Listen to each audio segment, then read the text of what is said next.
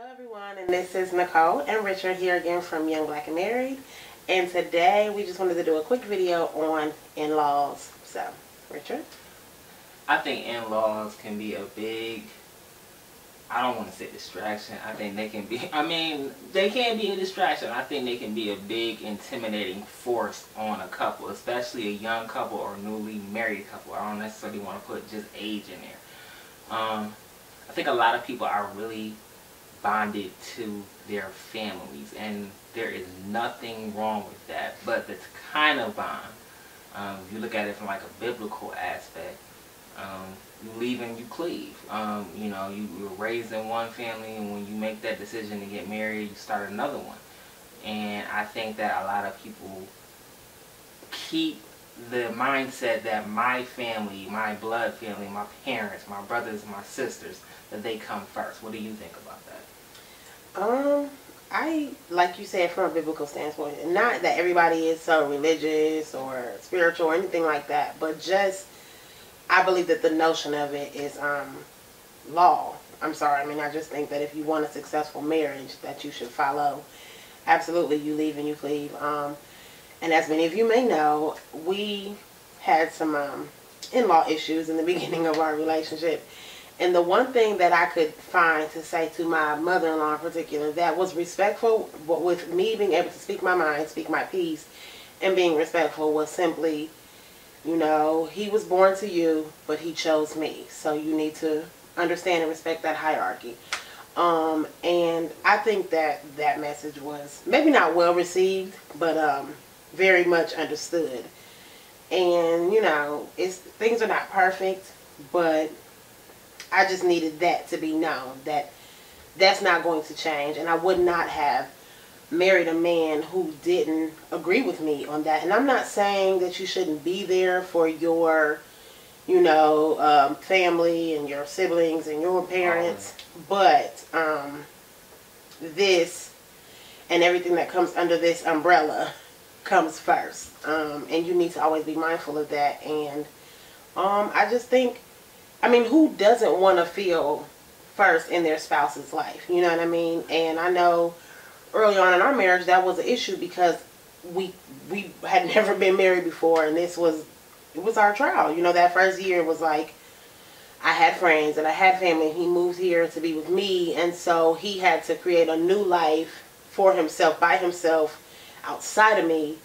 And I kind of was insensitive to that, and I just did what I was used to doing with my Saturdays and my Sundays, and I didn't take my husband into account, and that was an issue. And I pray that I've managed that better these days. And I try, and every day is a struggle, but I definitely know, above all and above anything, this is my family first, and everybody else is, you know, family, but this is my immediate family. This is the man that I chose to promise my everything to always take him into consideration first. And of course, once we have children, even then, I still believe that once you have children, your marriage comes first, because depending on the way you did that, or the notion of how it should be done biblically, that marriage is the root that made those children grow. You know what I mean? So I feel like you still have to nurture and take care of that root, which is that husband-wife bond. And because it will give a great reflection for your children to aspire to have one day. So I feel like you should always, this right here, it comes first. It comes before anything, and that's including your parents, your children. Take care of your children, absolutely. Put their needs above everything. But don't just say, well, my kids need this, and they need to be here, and they need to do this, and then you guys don't have date nights, right, or they're sleeping in the bed with you. You see my face? No. Because there are things that need to go on in that bed to keep that marriage sound, structurally sound. So, I just feel like when you get married, it's a contract. Above all contracts, it is a commitment greater than any commitment that you could ever make. And you need to be ready for it. You need to be, you need to adhere to everything that is synonymous with marriage, commitment, and devotion, and priority. Let's just be honest. That's just my opinion. take it what you do with it what you will. It's a valid opinion, and I agree with it. I think you referenced, and it was a good point that you referenced. You know, you were living your typical life, and you always should maintain a semblance of your life before you were married. You don't want to delve all the way into just being married. It's not all about your spouse, but your spouse is always first. Right. And I think that's where people get it confused. It doesn't always, just because you say my spouse is first, does not mean that everything is about your spouse. It's about finding the real balance of it all. And I remember, like you said, that first year was tough for us because neither of us truly understood the balance. I was out of my element because I had moved here, and like you said, you know, and we know how I went. You tried to introduce me to and there were many of your friends who I got along with great, but not all of them, and those were all people who you got along with already, so there was never a filling out process for you. They were all your friends, and I didn't necessarily want to be with this person or that person, and didn't mean that I didn't want you to be with that person or this person. It just meant that I wasn't comfortable. And so you can't always expect your spouse to bond with or gel with everybody that you already bonded with or gel with. Your spouse is not going to be friends with everybody you know.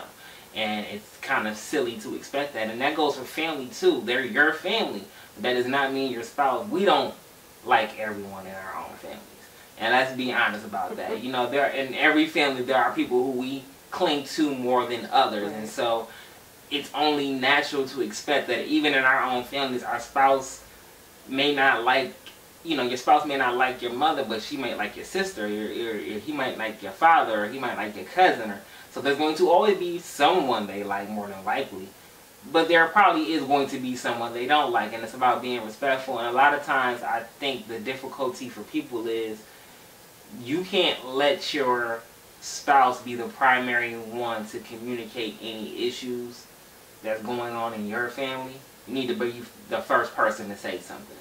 If you're not, you kind of leave your spouse out there to dry, because your family is going to always take your side. And let's just be honest about that. As many people say that, well, my family is impartial and they hear my side of your family is always going to, in that tried and true test, if they feel like your spouse has completely done you wrong, they're going to put you first, and there's nothing wrong with that. But there is if you want your marriage to last. So when you go running to people explaining what's been wrong in your marriage, or first of all, you really shouldn't do that. But if you do, you know, give a fair account of it all, because you go to your mom or your dad or your cousin, your brother and your sister, and you tell them, well, Nicole, she did this, and Nicole, she did that, and Richard did this, and Richard did that.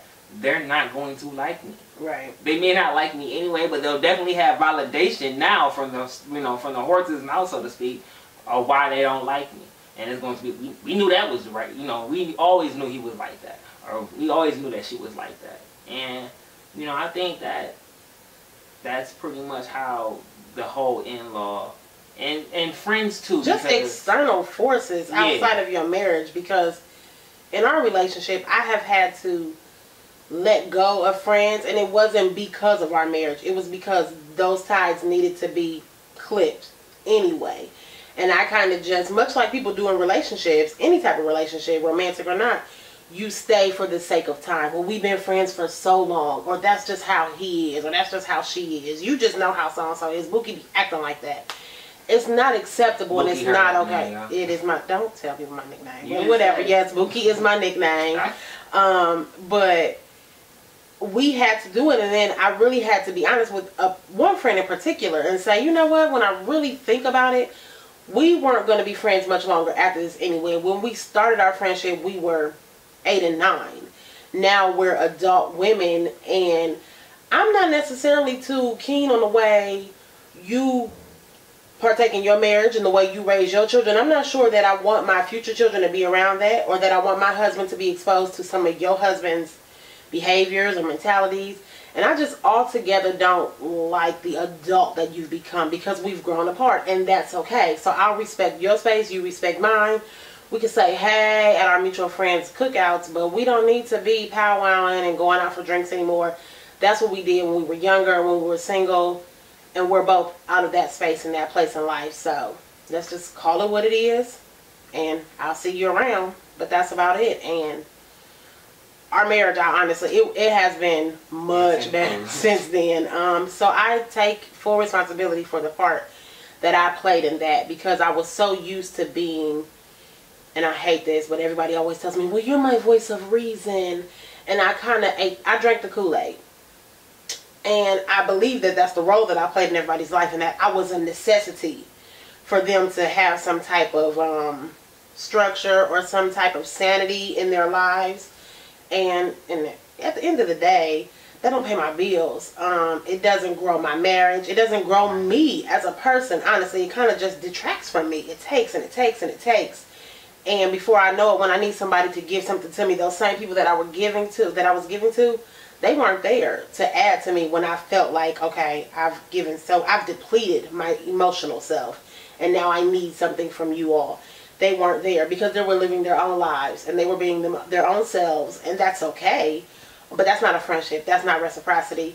So those ties needed to be cut anyway. And Richard helped me to be able to admit that. You know, it was like a 12-step program.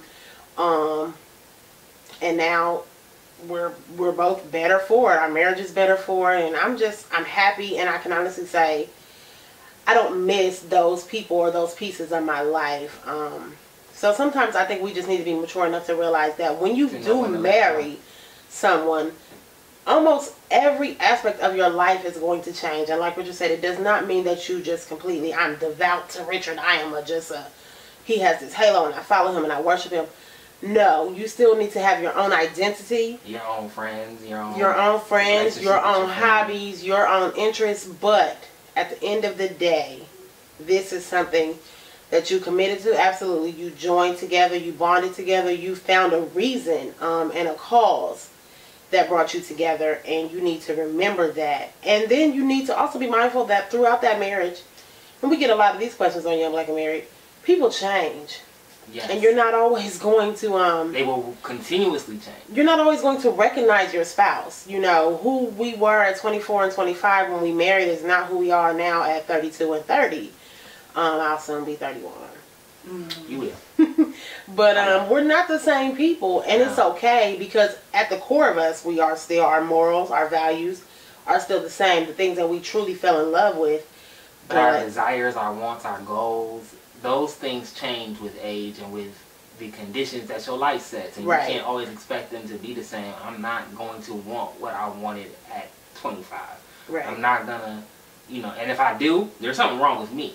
If everything that I want, I mean, there definitely are going to be some things, but if we're all still stuck in the exact same place we were when we first met, depending on how long we've been together, something is wrong. Right. And I take my parents, for example, been married 40 years, and in 40 years things have changed, and they should, and that's rightfully so. I can only imagine where we'll be at if we're still together, hopefully and prayerfully. When we, let's speak. See this handcuff? This is for life. We signed up for this. Okay, go ahead. Sorry. I'm just for life. You right? Things can happen. Things can happen, like death. Right, like death. That's what could happen for us to not be together. But you're absolutely right. But you have to live it like that. Yeah. And I think that's where people fall short.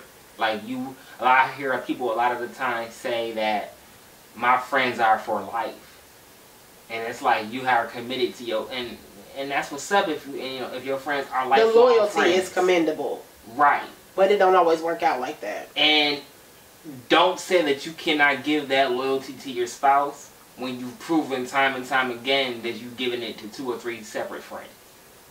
And so this is the first friend. And you have to treat them like that. Right. And that's why I always say people can make commitment. And you have to kind of separate who you're committing to. You keep your friends, keep your family, love them, but put that spouse first.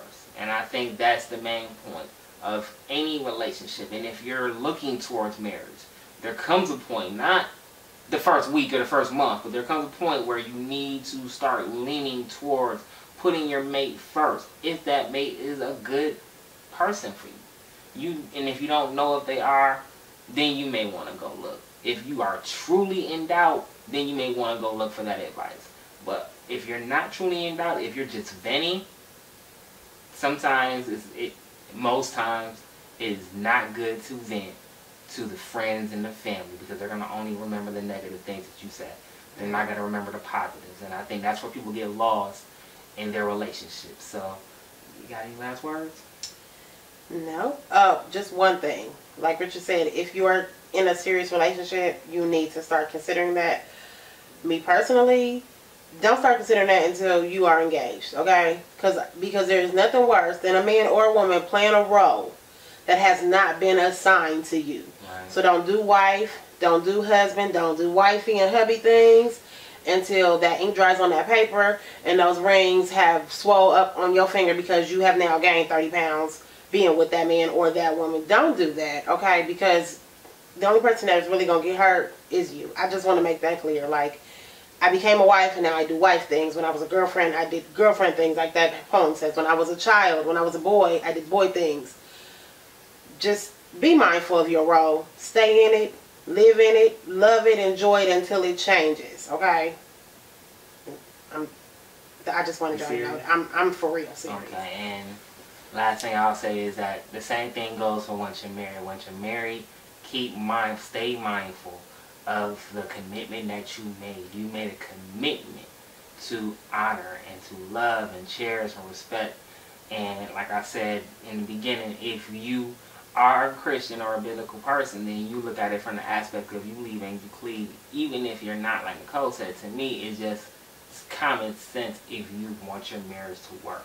That does not mean that you turn your back on the people that you love, but it does mean that you put your all into the person who you committed to love for the rest of your life.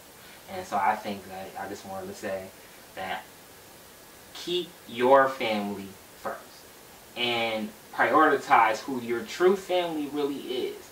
This is my immediate family. Everyone else is my extended family. The immediate family comes first. So guys, thank you for watching. We truly hope that you enjoyed the video. I'm Richard, this is Nicole, we're Young Black and Married, and we hope to see you guys again sometimes. God bless. Bye.